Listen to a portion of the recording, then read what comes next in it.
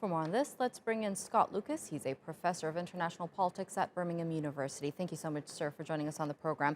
Big loss for Democrats. How is this going to change things for Joe Biden? A big loss for Democrats, but an even bigger loss for America. And in assessing that, let me explain how this was an election dominated not really by a core discussion of the economic and social issues, but by a lie and by a distortion. And that is that the Youngkin campaign ran on the idea that there were culture wars in Virginia that were destroying education. He lied that Virginia schools were teaching critical race theory, which is an academic specialism talking about race in social, legal, and economic structures. He said, oh, we're teaching this to school children and corrupting them in Virginia. That's not true. But it was a very powerful deception. And the reason why that is significant beyond Virginia, including for Joe Biden and for the country, is because on the one hand, you have got the Biden legislation trying to pass infrastructure, trying to pass a historic budget for social policies, for policies to deal with climate change, which has been stalled because of Republican obstruction and 2 Democratic senators. And so in the absence of Biden to pass this legislation, what fills the vacuum?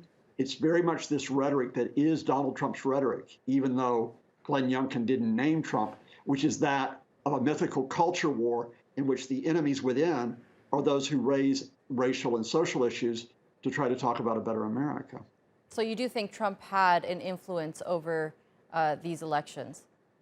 Oh, absolutely. This was the Trump playbook in this election. I mean, with respect to your correspondent, who's quite right, Trump's name wasn't mentioned, but what Glenn Youngkin did is 2 things. First of all, like Trump, he said, I'm running as an outsider, when in fact, like Trump, he's an insider.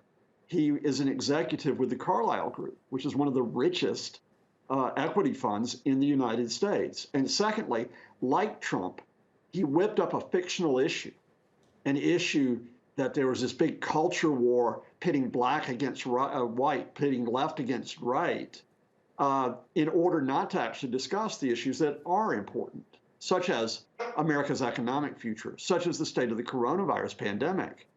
But having said that he did that, those Trumpian tactics, including Youngkin saying we need election integrity, which is a code that the 2020 election was fraudulent, that resonated with enough of Virginia's voters where he got in. And I think that's very disturbing because it means that much of America is still tied up in that division and polarization that marked the Trump years, and that so far the Biden administration has not been able to overcome with big legislative victories.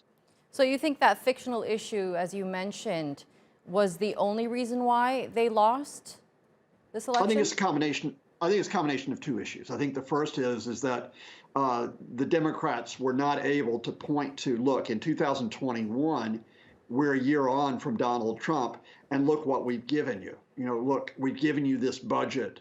We've given you measures against climate change. We've given you measures for education, for housing. They couldn't point to a big achievement because of the Republican obstruction.